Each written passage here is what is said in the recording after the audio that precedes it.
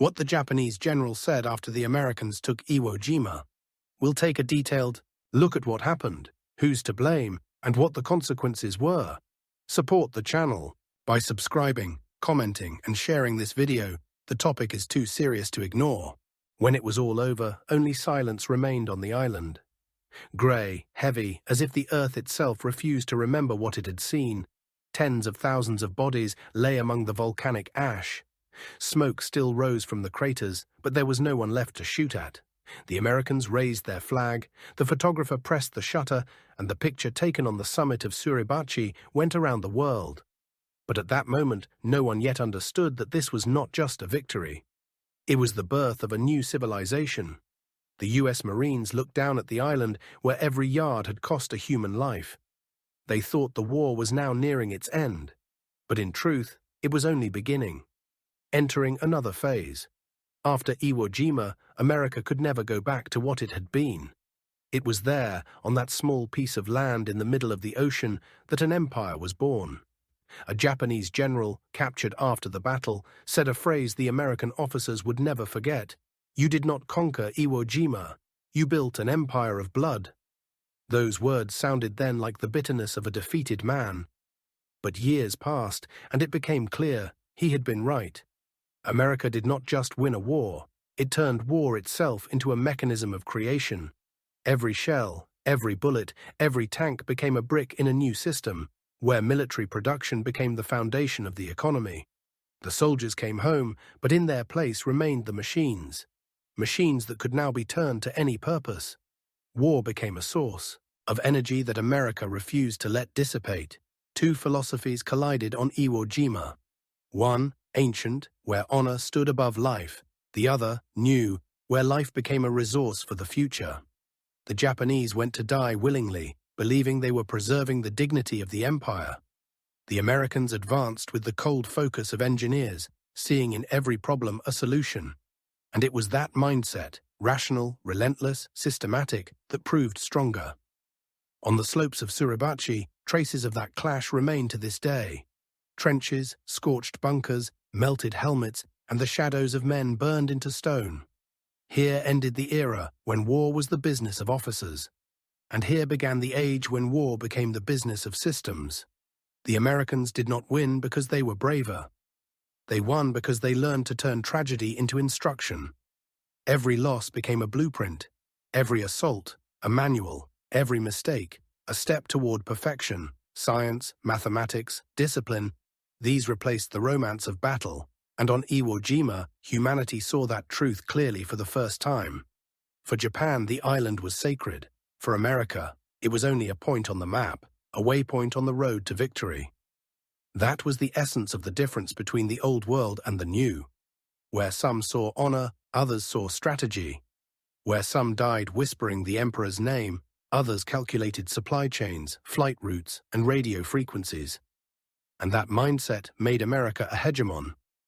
But step back for a moment, to the time before the assault, before the flag, before the photograph that would define a century. In the offices of US admirals already lay the blueprints of the world to come. The Pacific was seen not merely as a battlefield, but as a future artery of trade and power.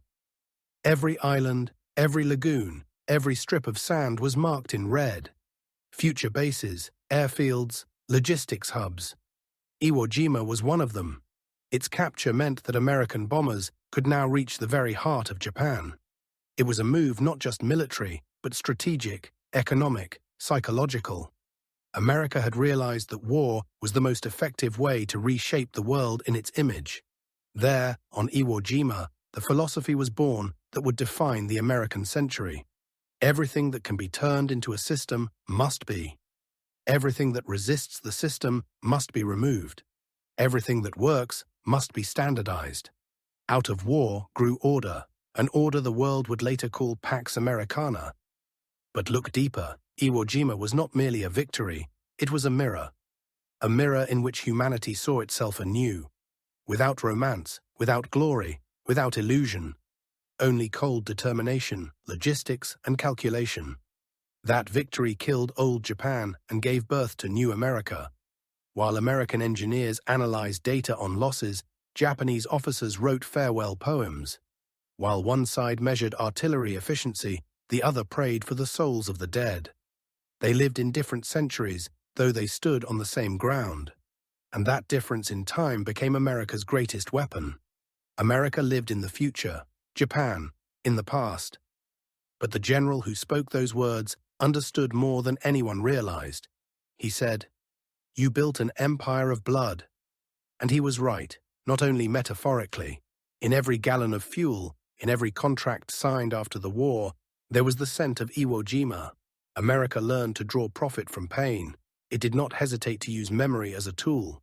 And that is why its victories never ended. They simply evolved. Iwo Jima was not the end of war. It was the beginning of a global mechanism where everything became connected. Weapons, finance, technology, ideology. Where guns once stood, corporations now rose. Where explosions once thundered, factories now roared. And all of them continued what had begun on that small volcanic island. After Iwo Jima, Japan could no longer think of victory, only survival.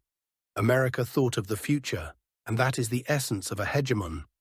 It sees not the battle, but the system. Not victory, but the framework of progress. Not an enemy, but a tool for evolution.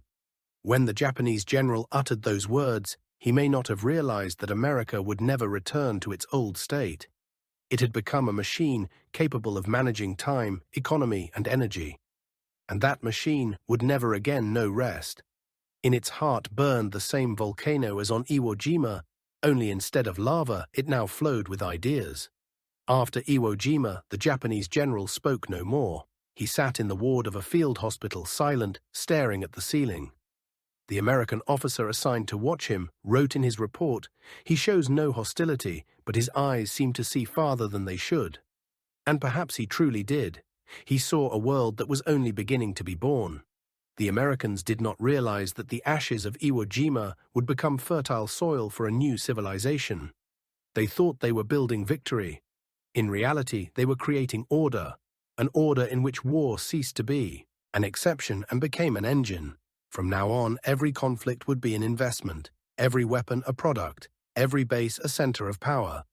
From the blood and dust of Iwo Jima, America carried away not only glory, but a formula by which hegemony is built.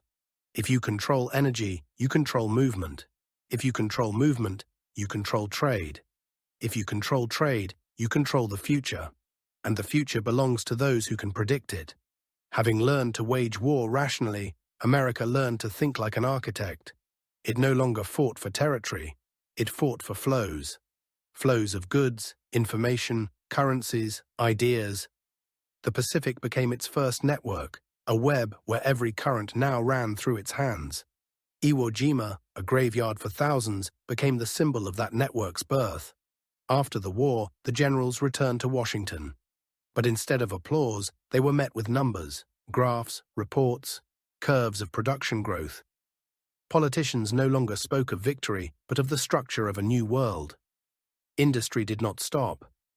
The factories that forged weapons began producing cars, airplanes, radios, televisions. The same hands that once assembled cannons were now assembling the future. America understood that one could win without fighting. All it took was to build a system where all roads lead back to you. And that system began to work. The Marshall Plan, new alliances, bases across the oceans, all were continuations of Iwo Jima, only in another dimension. Now it was not soldiers who advanced, but corporations, banks, universities, scientists.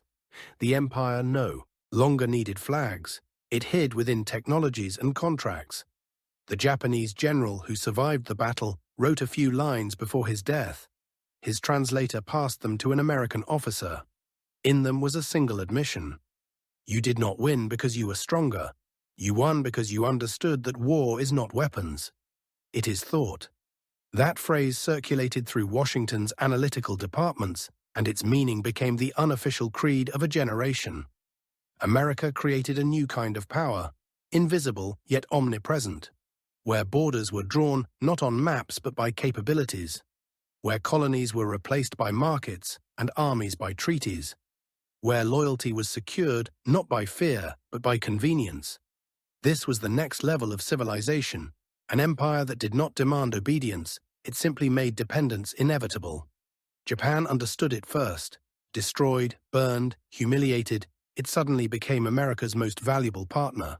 Not an enemy, a tool. Upon its ashes, the United States built the image of a new Asia, obedient, technological, export-oriented. American engineers designed the factories. American capital financed the industry. American culture shaped the taste of a new generation. And within 2 decades, Japan rose again. But it no longer belonged to itself. It had become America's mirror, a perfect reflection of how to win without war. It was a brilliant paradox. The defeated nation became the proof of the new empire's efficiency. The greater the dependence, the more stable the system became. Americans no longer destroyed their enemies, they transformed them into partners. That is the greatest art of a hegemon. Remember that flag on the top of Suribachi? In the photograph, just a group of soldiers. But if you look closer, there is more than a moment there. It is the symbol of a century's birth. A century where power ceased to be physical, where dominance was built not on cannons, but on supply chains, on information, and on trust. America turned valor into process. And that process still continues. After the war, a new course appeared in American universities, systems analysis. It was born from the military headquarters, where efficiency was once calculated for every operation. Now those methods were applied to economics, politics, life itself. It was then that a new principle emerged, the one that still governs the modern world. If it can be measured, it can be controlled. And that way of thinking is the direct legacy of Iwo Jima. When General MacArthur signed the Act of Surrender in Tokyo, he said, "Today we end a war to begin a new era." He was not wrong. That era continues. Only the weapons have changed, tanks replaced by corporations, bombs by credit, battlefields by markets. But the logic remains the same. To govern is to win. America learned to turn pain into a formula, and every time the world approached crisis, it recalled that formula, to triumph not by destruction, but by redesign. Not by occupation, but by integration. Not by force, but by offering what cannot be refused. Since then, every war, every technology, every alliance has been a variation on the same theme, born on Iwo Jima, where one empire died with a sword in its hand, another learned to conquer with words, numbers, and ideas. That is how America became not just a nation, but an ecosystem that drew the whole world into its orbit. And if you listen closely to the old words of that Japanese general, you can grasp their true meaning. He spoke not from bitterness, but from revelation. He understood that America had opened a door no one could ever close again. A door to an age where intellect replaces courage and strategy replaces faith. Where empire is no longer visible, but felt everywhere. The world after Iwo Jima became global, and a global world tolerates no equals. Since the day the American flag rose over the volcano, the planet has lived within the coordinates defined by a single war. Presidents change, ideologies fade, technologies evolve, but the principle endures. America holds the world not by the throat, but by habit, and that is its absolute power. Now, with old archives open, we can see how meticulously it was all calculated.